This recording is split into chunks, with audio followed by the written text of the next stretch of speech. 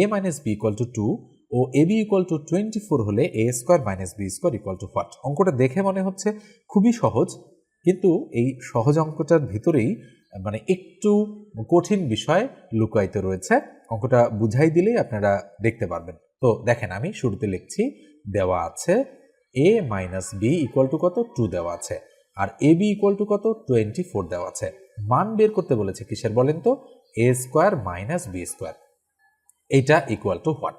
এখন a square minus B স্কোয়ারের সূত্র কি বলেন তো দেখি? আমরা জানি যে a square minus B square equal to a plus B into হচ্ছে a মাইনাস বি। এখন এই অঙ্কটাতে দেওয়া আছে যে মান দুটো, আপনি যদি খেয়াল করেন a মাইনাস বি এর ভ্যালু কিন্তু 2 দেওয়া আছে, আর a প্লাস বি এর ভ্যালু কিন্তু এখানে দেওয়া নেই, না থেকে এ বি অর্থাৎ a ইন্টু বি এর মান এখানে কিন্তু দেওয়া রয়েছে। অঙ্কটার প্যাচ কিন্তু এই জায়গাতেই, এবং এই কারণেই অঙ্কটা কিন্তু আপনাদের কঠিন হয়ে গিয়েছে। তো খেয়াল করে দেখেন, এখন আমরা কিন্তু অগ্রসর হব এই যে a প্লাস বি রয়েছে এটার মান বের করার জন্য। তো এখানে আমরা বলতে পারি যে, খেয়াল করে দেখেন, এখানে আমরা এই যে a প্লাস বি আছে এর মানটা তো এখানে কোথাও দেওয়া নেই, এই জন্য আমরা করব কি a প্লাস বি তার উপর হোল স্কোয়ার, এটার একটা অনুসিদ্ধান্ত প্রয়োগ করব। তো a plus B whole square মানে কি? a minus B whole square plus হচ্ছে কত? 4ab। তো a মাইনাস বি এর ভ্যালু কত? a মাইনাস বি এর ভ্যালু হচ্ছে 2, তাহলে 2 এর উপর আমি স্কোয়ার করে দিলাম, প্লাস 4 ইন্টু ab এর ভ্যালু কত? ab এর ভ্যালু হচ্ছে 24, দিয়ে দিলাম 24। তাহলে 2 2 চার হবে, 4 24 96 হবে। ঠিক আছে, তাহলে 96 এর 4 কত? 100। তো সুতরাং আমরা বলতে পারি কি, a প্লাস বি ইকুয়াল, এই যে স্কোয়ারটা এদিকে আসলে রুট হয়ে যায়, তো 100কে রুট করলে কত হবে? 10। তাহলে 10 হচ্ছে আমাদের a প্লাস বি এর ভ্যালু। তো আমরা এটা যদি এখন এখানে বসাই দেই, তাহলে দেখেন 10 বসাই দিলাম, তাহলে 10 দুগুণ 20 হবে আমাদের কাঙ্ক্ষিত সঠিক উত্তর। তো নিশ্চয়ই বুঝতে পেরেছেন যে a মাইনাস বি এর ভ্যালু যদি 2 হয় এবং a b এর ভ্যালু যদি 24 হয়, তাহলে a স্কোয়ার মাইনাস বি স্কোয়ারের ভ্যালু হবে 20। এবার আসেন, এটা কিন্তু রিটেন পরীক্ষার জন্য আমি আপনাদেরকে করে দিলাম। এবার ধরেন এই অঙ্কটা এমসিকিউ টাইপের পরীক্ষায় এসেছে এবং আপনি হচ্ছে এই যে অনুসিদ্ধান্তটা এটা কিভাবে প্রয়োগ করতে হয় সেটা জানেন না, তখন কি করবেন? তখন কি অঙ্কটা আপনি ছেড়ে আসবেন? কখনোই না, আপনি অঙ্কটা সলিউশন করার চেষ্টা করবেন, এবং অবশ্যই মুখে মুখে। ঠিক আছে, কিভাবে মুখে মুখে সলিউশন করতে হয় আমি একটু বলি। আচ্ছা, মনে মনে চিন্তা করেন তো, দুটি সংখ্যার গুণফল 24 এবং ওই দুটি সংখ্যার বিয়োগফল হচ্ছে 2, সংখ্যা দুটো কি কি হতে পারে? একটু চিন্তা করেন, কয়েক সেকেন্ড চিন্তা করলেই আপনি কিন্তু বের করে ফেলতে পারবেন। দেখেন, আমি কিন্তু অলরেডি বুঝতে পারছি যে a এর মান হচ্ছে 6 আর b এর মান হচ্ছে 4। 6 আর 4 গুণ করলে 4 6 24 হয়, 6 থেকে 4 যদি আমি বিয়োগ করি তাহলে 2 হয়। অর্থাৎ এমনভাবে সংখ্যা দুটো ধরতে হবে যেন এটা এবং এটা এই দুটো কন্ডিশনই ফুলফিল করে। তাহলে আমরা বলতে পারি a এর মান 6 আর b এর মান হচ্ছে আমাদের 4।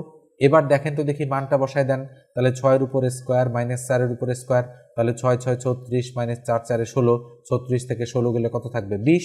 আপনি কিন্তু এমসিকিউ টাইপের পরীক্ষায় এভাবেও কিন্তু অঙ্কটা সমাধান করে ফেলতে পারেন। নিশ্চয়ই বুঝতে পেরেছেন। তো আমি এটা মুছে দিয়ে এরপরে পরের যে প্রশ্নটা রয়েছে পরের প্রশ্নে চলে যাচ্ছি। তো পরেরটা দেখেন, এই যে প্রশ্নটা এটাও কিন্তু বিভিন্ন চাকরির পরীক্ষায় অনেকবার রিপিট হয়েছে এবং এটা একটু বড়, মানে ক্যালকুলেশনটা একটু বড়, কিন্তু অঙ্কটা সহজ। এখানে কি বলা হচ্ছে যে আমরা বলতে পারি দেওয়া আছে x প্লাস ওয়াই এর ভ্যালু হচ্ছে √7। আচ্ছা, √7 যেহেতু, তাহলে আমরা দিয়ে দিচ্ছি √7 এবং x মাইনাস ওয়াই এর যে ভ্যালু বলা হচ্ছে √5। এখন সুতরাং আমাদের বের করতে বলেছে কি 8xy into X square plus Y square, এটার ভ্যালু আমাদের খুঁজে বের করতে বলা হচ্ছে। তো খেয়াল করে দেখেন, 8 ইন্টু এক্স ওয়াই, তো এক্স ওয়াইয়ের অনুসিদ্ধান্ত কি? এক্স প্লাস ওয়াই ভাগ 2 তার উপর whole square, minus X minus Y ভাগ 2 তার উপর হোল স্কোয়ার, এটা কিন্তু আমাদের এক্স ওয়াই এর কি অনুসিদ্ধান্ত। এবার আসেন, এক্স স্কোয়ার প্লাস ওয়াই স্কোয়ারের অনুসিদ্ধান্ত কি? এক্স প্লাস ওয়াই তার উপর whole square plus X minus Y তার উপর হোল স্কোয়ার ভাগ কত? ভাগ হচ্ছে 2। এই দুটো অনুসিদ্ধান্ত যদি আপনি না জানেন তাহলে কিন্তু এই অঙ্কটা আপনি করতে পারবেন না। ঠিক আছে, এই দুটো অনুসিদ্ধান্তই কিন্তু আপনাকে জানতে হবে। তো এবারে আমরা মানটা বসাই দেব। তো মান কিভাবে বসাবো? 8 ইন্টু এক্স প্লাস ওয়াইয়ের ভ্যালু কত? √7।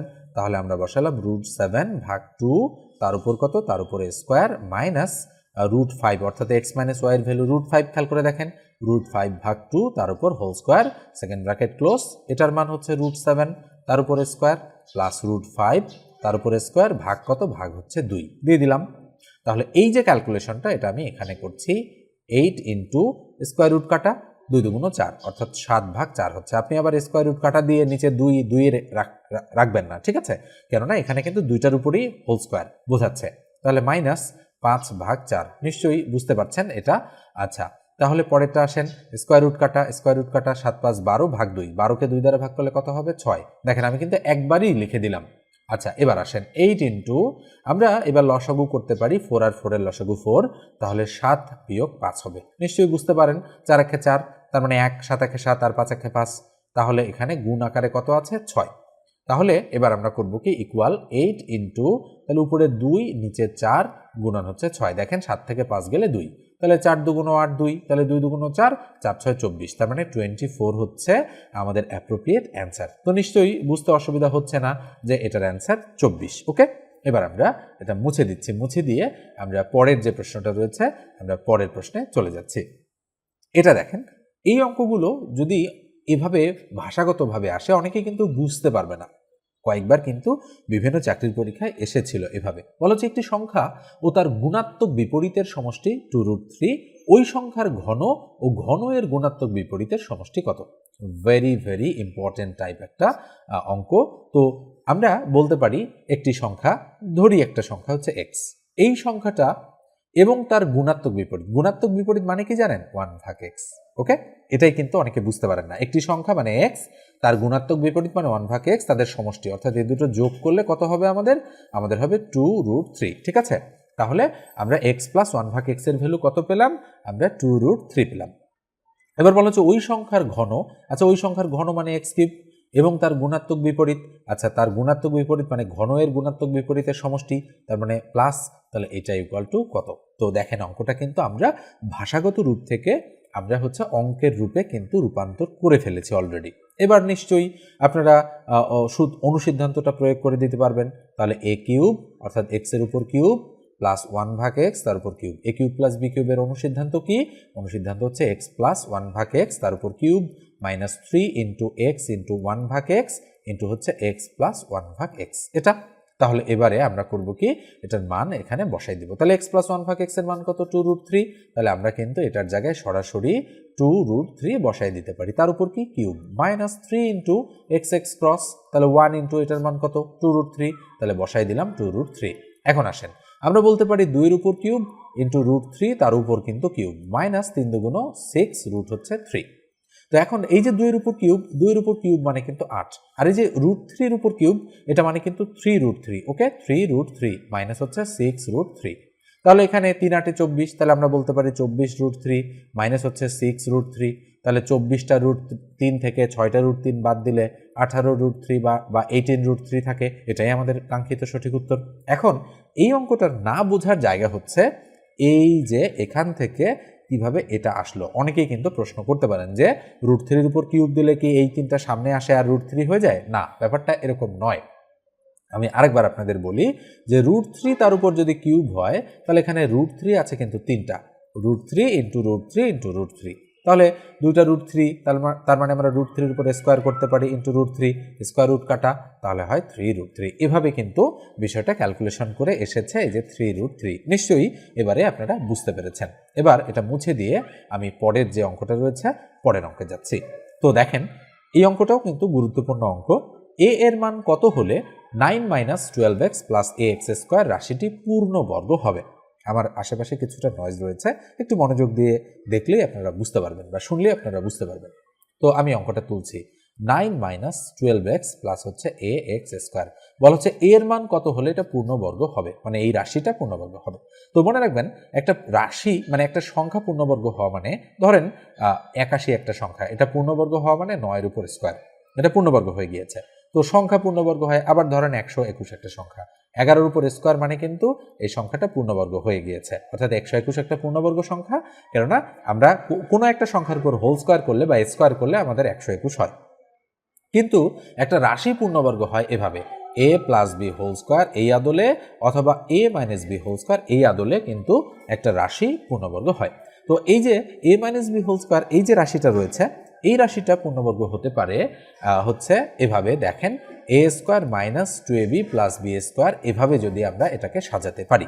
তো এভাবেই কিন্তু আমরা প্রাথমিকভাবে বুঝবো যে এটা কিভাবে হবে। তো এ এক্স স্কোয়ার প্রথমে লিখলাম, মাইনাস 12x পরে লিখলাম, প্লাস 9 হচ্ছে এরপরে লিখলাম। তাহলে এখন আমরা কিন্তু এটাকে বানাবো। ধরেন 9 মানে আমি 3-এর উপর স্কোয়ার বানালাম। এখন এ স্কোয়ার আছে, তার মানে এ এক্স স্কোয়ার আছে, তার মানে আমি এমনভাবে লিখবো যে এ এক্স তার উপর যেন হোল স্কোয়ার হয়, মাইনাস সূত্রে 2 ইন্টু এ বলতে এ এক্স ইন্টু বি বলতে 3। এখানে খেয়াল করে দেখেন আমাদের কিন্তু এ এর মান জানতে যাচ্ছে। আচ্ছা, আমরা এখানে 12x কিভাবে মেলাবো? খেয়াল করে দেখেন তো এ এর মান কত হলে এখানে 12 মেলে? তাহলে 3 দুগুণ 6, তার মানে এর মান যদি 2 বসাতে পারতাম আমরা, 2 দুগুণ 4, 3 4 12 মিলে যেত। তার মানে এর মান অবশ্যই এখানে 2 বসলেই হচ্ছে আমাদের পুরো জিনিসটা মিলে যাচ্ছে। তখন আমরা কিন্তু 2x প্লাস 3 তারপর হোল স্কোয়ার, অর্থাৎ এটা কিন্তু পূর্ণবর্গ এই আদলে হয়ে গিয়েছে। এখন আসেন এখানে এর মান বসাতে গিয়ে আমরা কত বসিয়েছি? তাহলে 4x square minus 12x plus 9। খেয়াল করে দেখেন তো এই লাইনটা, মানে এই লাইনটাই তো এই লাইনটা, তাই না? এই যে লাইনটা, এই লাইনের সাথে এই লাইনের ফারাকটা কি? তাহলে 4x square minus 12x plus 9। তাহলে এর জায়গায় কত এসেছে? 4 এসেছে, এই জন্য এটার অ্যান্সার হচ্ছে 4। নিঃসন্দেহে আপনারা বুঝতে পেরেছেন যে কিভাবে আমি চিন্তাটা করলাম। এটা কিন্তু এমসিকিউ টাইপের প্রশ্নের উত্তর করার জন্য কিন্তু আমি আপনাদেরকে এটা বোঝাই দিলাম। ঠিক আছে?